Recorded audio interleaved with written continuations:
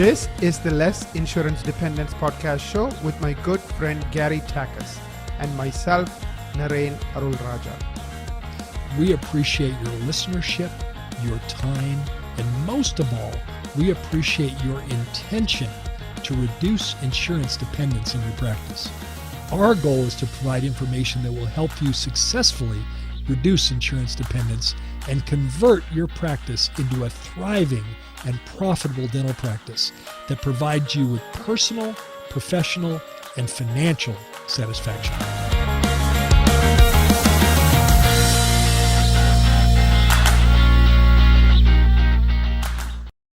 Hello, everyone. Welcome to the Less Insurance Dependence podcast, the official podcast of the Reducing Insurance Dependence Academy, www.rid.academy. Membership to the Academy is a gift from Gary and I in appreciation for your listenership. Visit rid.academy and don't forget to register. By registering, you will have access to all of our resources and a free pass to all of our events, including our annual summit. I am Naren, your co-host. Today's top podcast is titled, Is a Hybrid Practice the Right Model for You? Before we get into today's topic, I have an announcement to make. We have our Thriving Dentist Live workshop coming up in Austin, Texas. It's on the 1st of February, and the topic is Grow Your Practice to Full Potential and Achieve an Effective Work-Life Balance. This would be a great blueprint to kickstart your 2025. thrivingdentist.com/Austin. You will get 8 hours of CE. Any comments on that, Gary, before we jump into today's episode? Yeah, this is the first time in 4 years we're doing a live event. The last live event we did was in late February 2020, and then COVID got in the way and we had to pivot and do virtual events. However, based on the requests of so many of our listeners, we're coming back for a live event. This first one, as Naren mentioned, will be happening on February 1st, 2025 in Austin, Texas. It's 8 hours. It's a Saturday. It's 8 hours, 9 to 5. You'll get 8 hours of CE credits. And think about it as, everything related to developing a thriving practice drinking from a fire hose.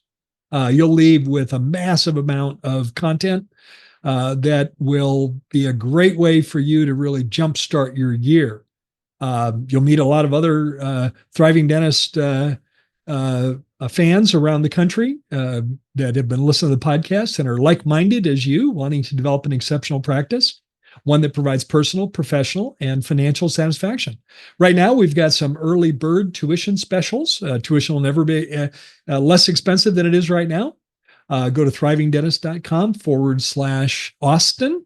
And take advantage of those early bird tuition specials. One comment I want to make about the location. We deliberately chose Austin. It's relatively central as East-West goes, and convenient, a great airport. You can get there from anywhere in the country. Great city. Come early, stay late. If you've been to Austin, you're probably making plans to come early and stay late. If Austin's new to you, you're going to love visiting Austin. So come join us. Looking forward to seeing you in person. Yeah, I totally concur with what Gary said. It would be an awesome event. Definitely don't miss out. We do have some early bird pricing as well, so definitely take advantage of that as well. Is a hybrid practice the right model for you? This is an amazing topic because I do think this is something that a lot of my clients, as many of you know, I'm the founder and CEO of Equa Marketing, are currently pursuing. What I mean by that is, many of them start as PPO practices. But before they go all the way to, a fee-for-service practice, some of them decide to stay hybrid. And, what I have noticed, and again, we're going to go in depth in my work is, for example, we do marketing for doctors. So they might say, we want to focus on certain types of high-value services. So those are like fee-for-service patients. Those are not covered by insurance anyways. So you build that part of your practice. But, maybe because the economy is tight and maybe for other reasons, some of them may not be as aggressive as they used to be in dropping all PPO plans. So Gary, I'm really excited about this conversation and wanted to get your take on it. Yeah, let's define what we mean by hybrid. Hybrid has a lot of different definitions. And let's define, what we mean in the context of a dental practice being a hybrid. We're using hybrid, regular listeners of Less Insurance Dependence know I'm a car guy. And hybrid is a term that's used in defining particular types of vehicles these days.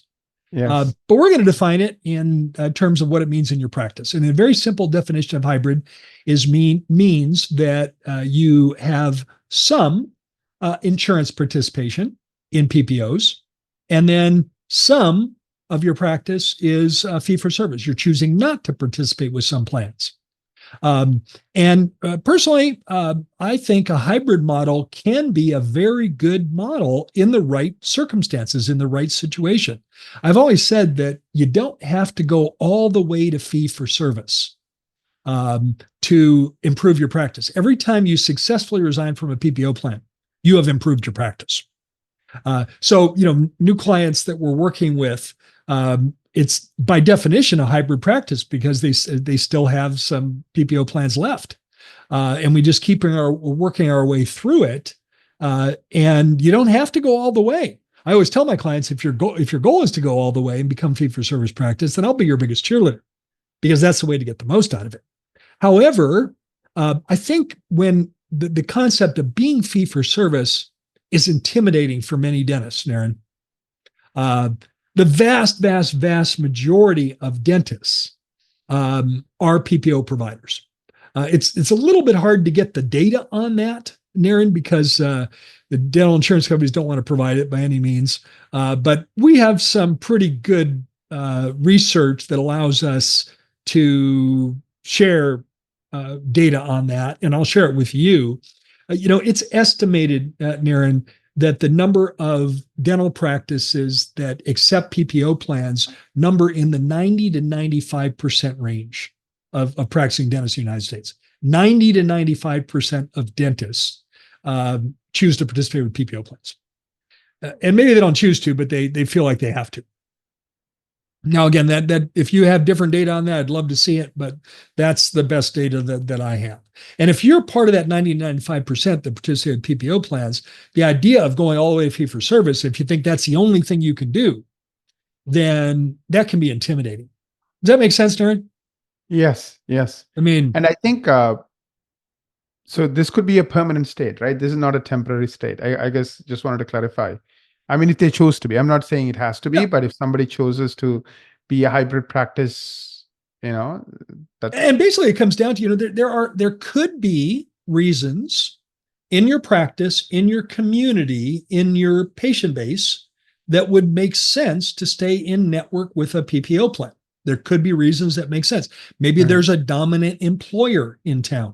Right. That, virtually, maybe it's a smaller town, and you've got a dominant employer that literally dominates the landscape, the employment landscape in town, not just themselves, but the vendors that they work with and everything else. And you might want to be mindful of that. Another example would be why you might consider staying in network is if somehow you could get a fee schedule that is palatable for you. Again, if you can get a fee schedule with a particular PPO plan that is palatable, that you can live with. We don't like it, but we can live with it. That might be another reason why you would consider staying. In days gone by, the way to get that fee schedule would be to negotiate with the PPO plans and see if they'd negotiate with you. Those days have kind of gone.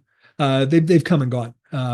There are some companies that will indicate that they will do negotiation for you. But I've not seen success with those in recent years. It's kind of been by the wayside. However, what we have noticed in more recent times is that if you choose to resign from a PPO plan, it's not unusual for the plan to reach out to you and attempt to keep you by offering a negotiated fee schedule. But if you talk to them ahead of time, this happened recently with a client of mine in Idaho. Strong practice, 2-doctor practice, very strong practice. And they reached out to a particular insurance company and said, we can't make your fee schedule work. Would you consider negotiating with us? And their answer was, no, we don't negotiate. So we resigned. And within a week, an executive from the insurance company reached out to the doctors and said, yeah, you've been a member of good standing for a long time. We're going to miss you. If we could come up with a better fee schedule, would you consider staying? Isn't that interesting? A week ago, said, no, we don't negotiate. What are they doing now? What are they doing? I mean, they stay, right? Well, what's the insurance company doing? They're giving They you a don't negotiated fee schedule. They don't Yeah, negotiate. they don't negotiate. Yeah. But, oh, wait, I thought you said you didn't. Well, So only when you threaten to leave, that's when they negotiate. that's what right? happened. Yeah. You have to Yeah. threaten to leave Yeah. and then follow through on it's not a bluff. Send the resignation letter. Although you got to be ready to bluff because they may not come back. This does not happen 100% of the time. Let me Right. repeat this. This does not happen 100% of the time. Right. But isn't that interesting? Now, I believe there's a good reason why this happened in Idaho. Insurance companies have to have a certain number of providers to be allowed to sell policies in their state. Because if they don't have providers, they don't have anything to sell. They've got to be able to provide places for dentists to go. And this area probably needed more dentists. And so they negotiated. And they came back with a very favorable fee schedule. It was a very favorable fee schedule. It was within 18% of their UCR. Now, I don't like the 18% discount, Naren, but it was a heck of a lot better than the 45% that it was when they were in network. And it wasn't a gamed up fee schedule. It was across the board. So, and it wasn't certain fees that have no incidence that you don't do any of these services. It was across the board. Can I make an 18% fee schedule work? Yeah. I don't like it, but how much improvement did we make from 18 to 45? A massive improvement. So there could be reasons why you want to stay. And one reason would be to accommodate an employer or a community in your practice. Another reason is you can come up with a fee schedule that you can live with. And I have no problem with that. And that would be a hybrid. This office, by definition, is a hybrid office because they kept that plan. Doctor asked me, Gary, what do you think? I don't like the 18%, but I can make it work. Heck, if they do care credit, interest free, that's a 10% discount. This office has an in-office membership plan. They offer a 10% discount. I fully understand that 18% is different than 10%. I understand the math, but they don't have any patient attrition. No one's going to leave the office. They love this office and they're still a network. Hey, can I make 18% work? Yes. And in this case, we thought it was the best decision to make in this practice. So I think the big message of this podcast episode is it's not an all or nothing proposition. And what most commonly happens with my coaching clients, Naren, and we see it all the time, as I'm doing a coaching strategy meeting, a CSM, and I'm talking to them, getting to know their practice. And doctor will usually say something like this, Gary, we're in a bunch of plans. And I think with your help and your team's help, I think we can successfully resign from all, but one of them concerns me, except for Delta. That one concerns me because it's so large in my practice. It's the biggest one by far. And that one worries me. And I always say, well, doctor, we don't have to make that decision now. Let's work our way through the other ones. All the while, we get better and better and better in your practice in terms of how you communicate with patients, strategies to keep patients, marketing to replace them, and you might lose. And then when we get to Delta, we can look at the data. And interesting, I did this recently with a client last week. And the client said, how intimidated I was by Delta when we first talked? I said, yeah, I remember the conversation. But he said, now, collectively, we resigned from every other plan. The only one I have left is Delta. And if I look at the data, yes, Delta was the largest percentage-wise in my practice, but collectively, all the other patients in the other plans is larger than Delta. Mm. So if we have the same result with Delta that we have with theirs, with all these other plans, then I think I can resign from Delta. So notice his mindset shift. I'm worried about Delta when we started because they're so big. And now when we went through it and navigated all the other insurance plans, but by the way, what I mean by navigated, he lost patients, but he lost way fewer than he thought. And he said, if I had the same result with Delta and we have the same, patient attrition or let's say patient retention, let's use a positive way, then I'd be thrilled with that. I'm ready to resign from Delta. And I said, we do have a backup plan He said, well, Gary, you've been holding out on me. You never talked to me about the backup plan. I said, yeah, we've got a backup plan with Delta. He said, well, I'm ready. What's the backup plan? I said, wait for it, Doc, wait for it. Sign back up. And he looked at, we were on Zoom. He looked at me and burst into this big smile. He goes, I could do that, right? Now, I need to clarify this a little bit. This was a younger doctor who was only Delta PPO. He wasn't allowed to be grandfathered in under Delta Premier. So he's currently Delta PPO. Naren, if it doesn't work, he signs back up. He gets the same plan he had before, Delta PPO. Can he sign back up? Yes. By the way, I have never had anyone do that. I've never had anyone to use, it's kind of like the skydiver that's never used backup parachute. Backup parachute, yeah. It's there. It's kind of nice to have it. Yeah, especially when I'm jumping out of a plane where it's life and death. I definitely want to have dentists it. can feel like that way with their practice. So they're jumping out of a plane to resign from Delta, But now if this doctor was a Premier member, if he was mid-career or later, and he was a Premier provider, I would have to disclaim, Doctor, we do have a backup plan, but the backup plan does have an asterisk next to it. They're only going to accept you back as PPO. They won't say you'll never get back in as Premier. And you know what's interesting about that, Naren? The difference between the Premier fee schedule and the regular PPO fee schedule is not that much. It's chump change, frankly. And I've had, mid-career, late-career doctors say, they make a big deal, like Premier, like it's really good. I mean, if we talk about something being Premier, don't you think it's really good? Yeah, that's just marketing language. Delta Premier is not really good. It's just slightly less horrible than their PPO. So the point that I wanted to make in this less insurance dependence episode is that if you're on the fence, really worried about, I don't know if I can do this. You can make it a hybrid model in your practice.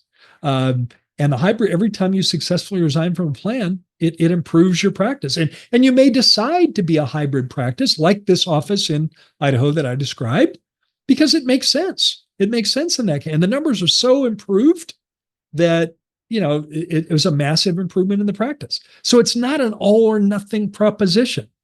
And we have clients in very unlikely places, highly competitive areas. You know what the most competitive area, Naren, is? You should know this marketing wise.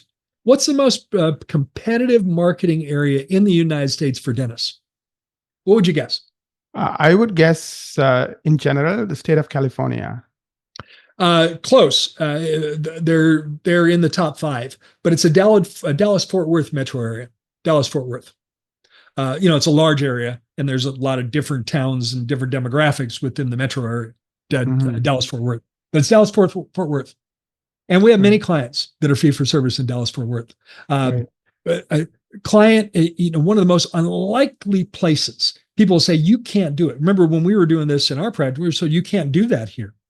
It's too competitive. Seattle, another highly competitive area. I think the reason, especially the practices that are successful with even full fee for service and with the help of marketing is, we want quality, right? I mean, how many of us go to the cheapest restaurant for a meal versus are willing to pay 5 times as much for a nice meal at a, great How many restaurant, patients do you need?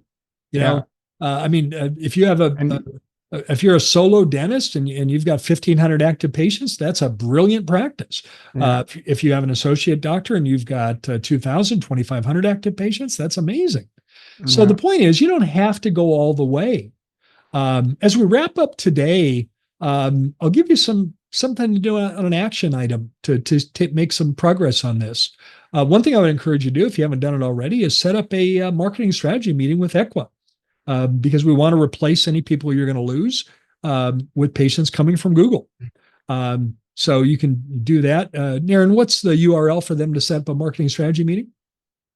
It's equa.com, ekwa.com/MSM for marketing strategy meeting. ekwa.com/. I encourage you to do that. And then secondly, If you'd like to talk to me about your practice and kind of talk about your area and your concerns, or why you're ready to go with this, set up a coaching strategy meeting with me. Go to thrivingdentist.com/CSM. That's a Zoom meeting with me. We'll talk about your practice and I'll share some insights that will help you make good decisions. On that note, one final note: come join us in Austin, February 1st, Thriving Dentist live workshop. Think about drinking from a fire hose on everything to develop a thriving practice. I would love to meet you face to face. Again, go to thrivingdentist.com/Austin. On that note, thank you for the privilege of your time. Naren and I look forward to connecting with you on the next Less Insurance Dependence podcast.